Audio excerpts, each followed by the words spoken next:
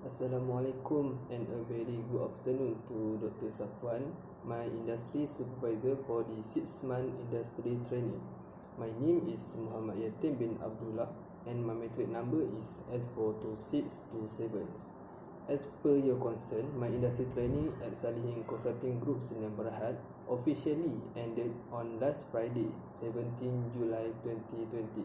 So, for the presentation, I will explain more about the organization, detail of task carried out, the selected issue, and the additional skill. Firstly, I will explain the background of my internship company, which is Salihin Consulting Group Sdn Bhd.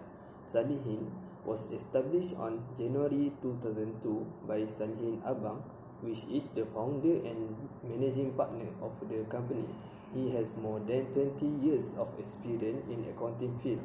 Salihin is reputed as one of the fast growing and leading indigenous brand in Malaysia. The estimated total employees and trainees of Salihin Consulting Group Sdn Bhd is 119, and Salihin has 4 branches of office which located at Selangor, Johor, Terengganu and Sarawak.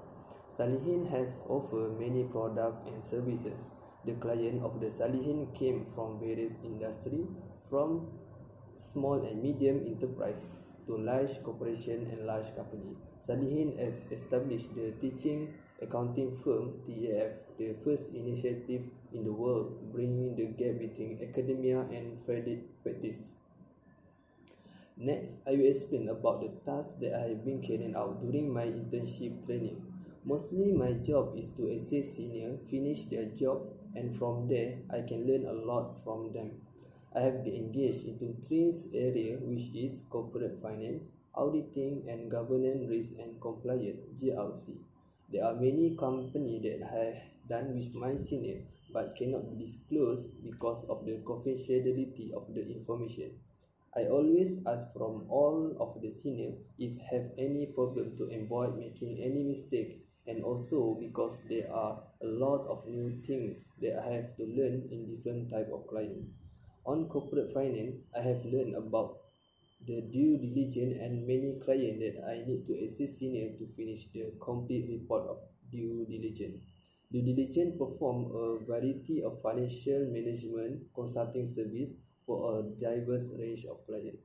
Corporate governance risk and compliance (GRC) assessments business aim to assist the organization to improve their corporate governance framework that deliver effective stewardship and management.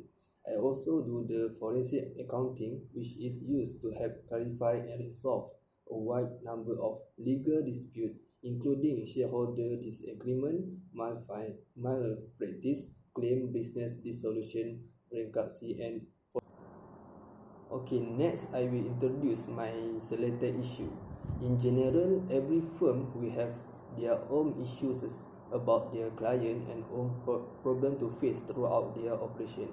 The problem whether manageable or unmanageable by the company's management.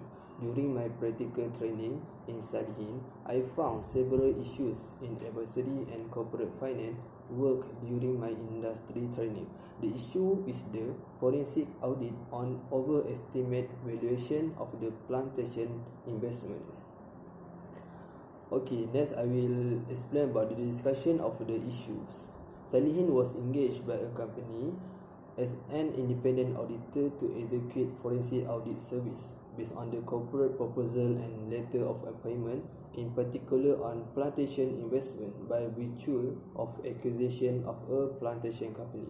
Salihin has undertaken a review of relevant audited financial statements, management financial statement, agreement and contract as presented by the company, and had it verified to the extent that the relevant documents are made available to Salihin. There are several issues of the acquisition, which is overestimate of revenue. Upon our examination, based on actual revenue recorded, the revenue was recorded at average RM 4.5 million based on the past 2 audited financial years. This has underestimated the score of revenue of RM5.5 million as estimated by the consultant at a deficit variance of 1 million. Secondly, it is overestimate of valuation where the net book value of PPE, which is inclusive of oil palm plantation, was only at RM16.7 million, which is incomparable with the concluded purchase consideration at 59.5 million being the asset value. Lastly, it is overestimate return of investment where based on valuation at company's level, which based on actual trend of profitability of the company during the financial year under review, it may require more than 100 years for the company to obtain its principal capital investment of 59.5 million. My recommendation upon examination of the issue are the company shall commence domestic inquiry to the respective personnel of the company which involve the deal process and the execution process to obtain justification of their questionable action. The company also shall impose disciplinary procedure to respective personnel of the company in event that there is strong basis in mismanagement by the respective personnel of the company upon conclusion of domestic inquiry. The company shall also initiate concrete initiatives in respect to improvement of the governance practice of matter of investment in the standard operation procedure SOP in relation in the of investment shall be established. Lastly is the company shall perform continuous audit on a schedule basis for all ongoing investment projects and shall not only be concluded upon completion of the investment.